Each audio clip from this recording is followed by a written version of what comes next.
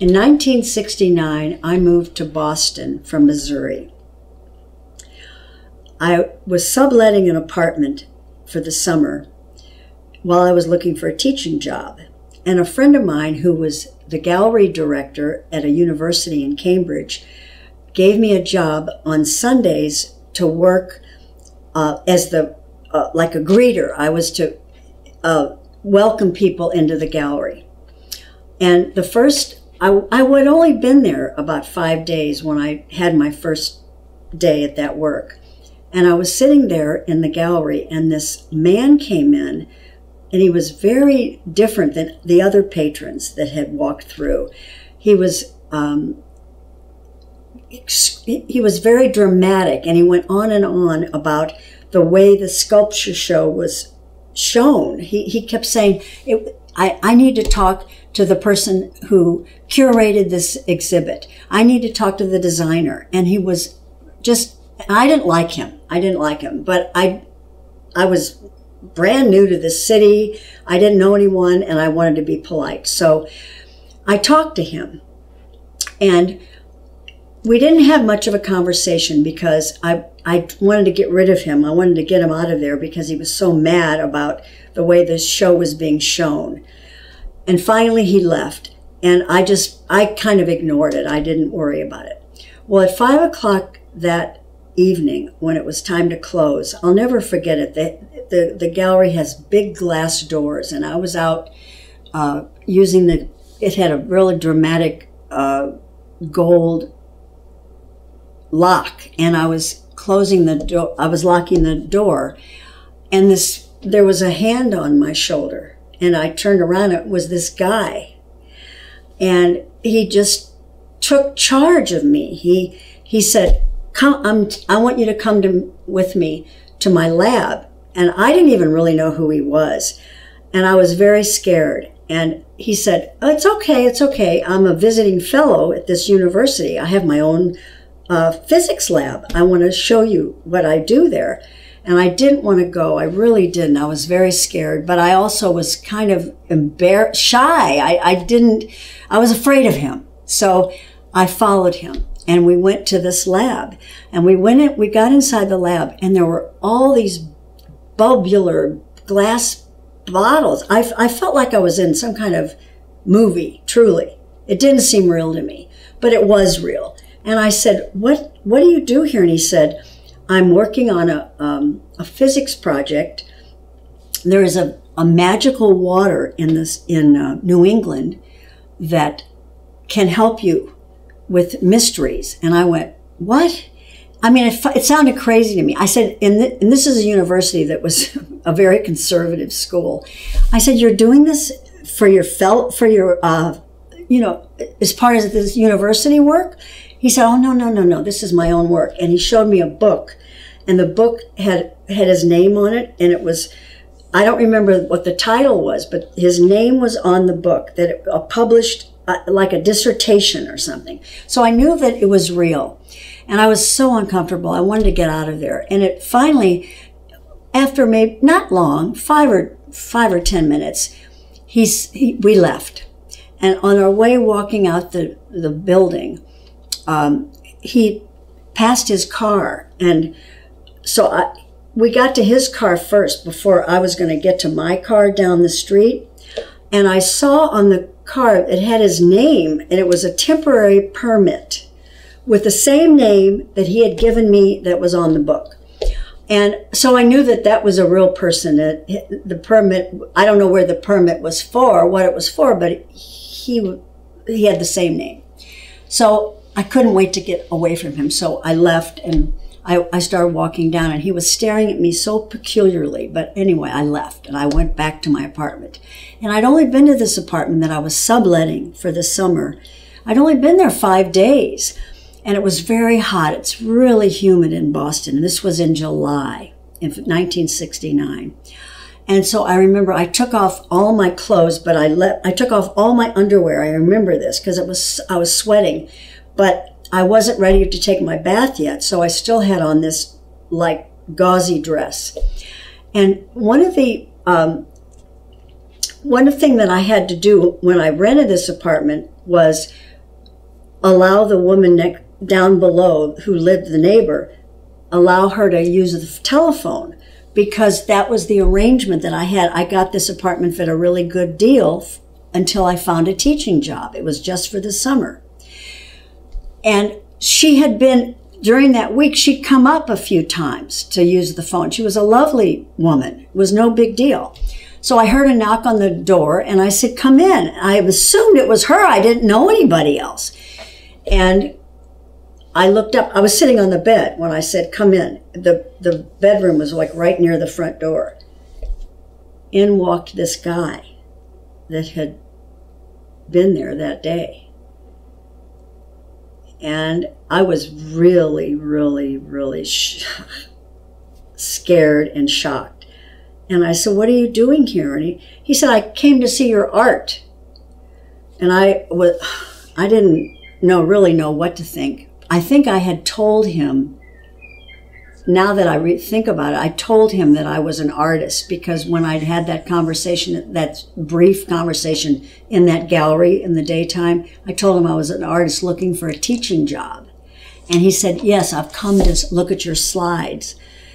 And I said, okay, please, go out the room down to where the living room is. It's in a big, it's brownstones, or it wasn't a brownstone, apartments in Boston.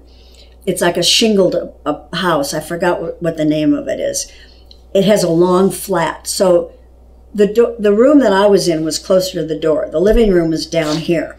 So I said, go down the living room. And he said, I want to see your slides now. And I happened to be looking at my slides. I was looking for a teaching job. And he took the case. It was a metal case that had like real sharp edges. And he took the case, and the rest was so horrible. And it was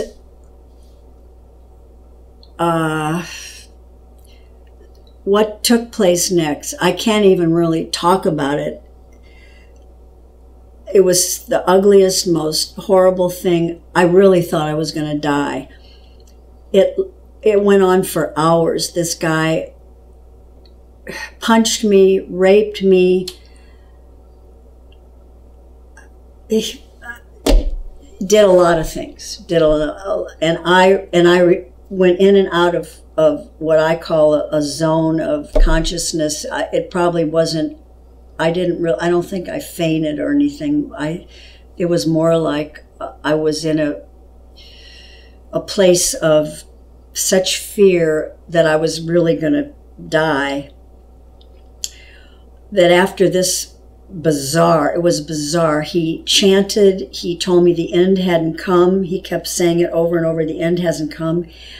And finally, I would say he was on top of me. I'm guessing this, but it felt like an hour or more. It felt like a long, long time. And finally I said, if you want to kill me, you just cut me, because I'll bleed to death, because I take anticoagulants. And he jumped up and said, no, I don't want to kill you.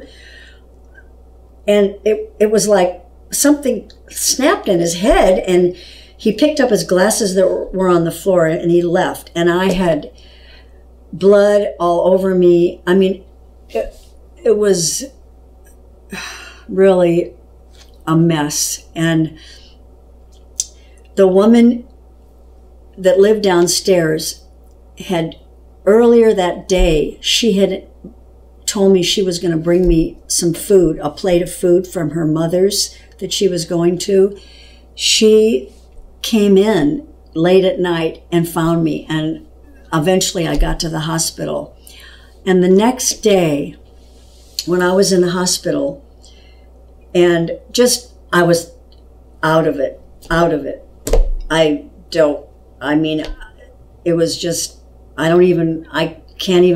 don't even remember getting there or anything. I had a blood clot, by the way, because I have a sensitivity to that.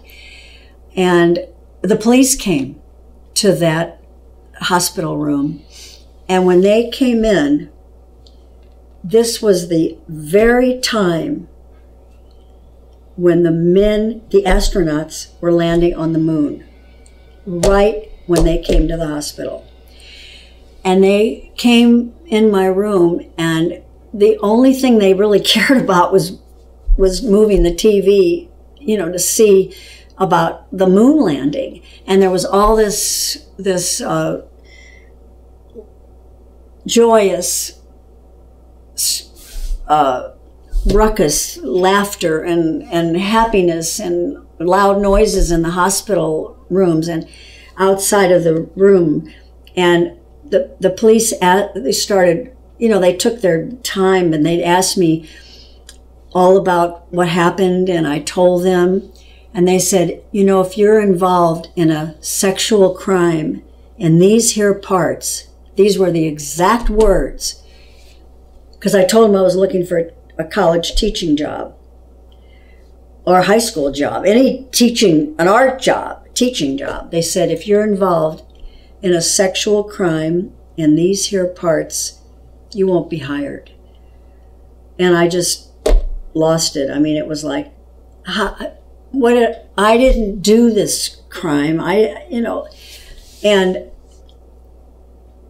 they went back to looking at the moon landing, and I remember thinking I was in the darkest place I had ever been in my lifetime. It was like a hole so large. And when they told me that I wouldn't get a job, I just shut the door.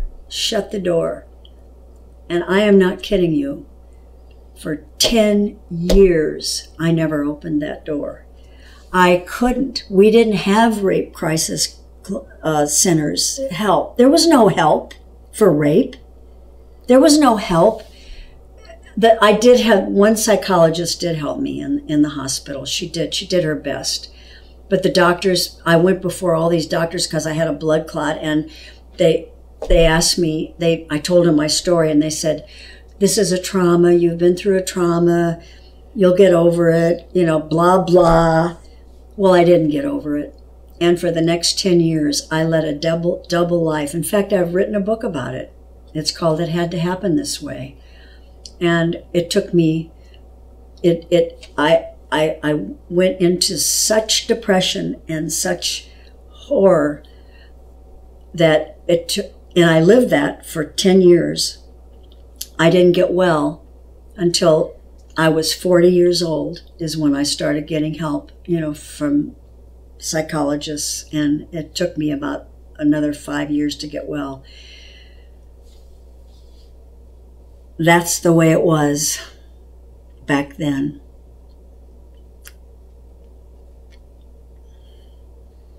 Less than every 2 minutes, someone is sexually assaulted in the United States.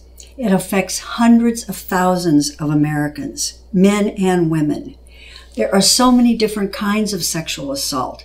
There's sexual harassment, stalking, adult survivors of childhood sexual abuse, using technology to hurt others, sexual exploitation of the helping professionals, multiple perpetrator sexual assault, elder abuse, sexual assault of people with disabilities, and prisoner rape and military sexual trauma. When I was raped, there wasn't any help, but there is now. This is very important. You can call or email RAINN, RAINN. They have a 24/7 national sexual hotline.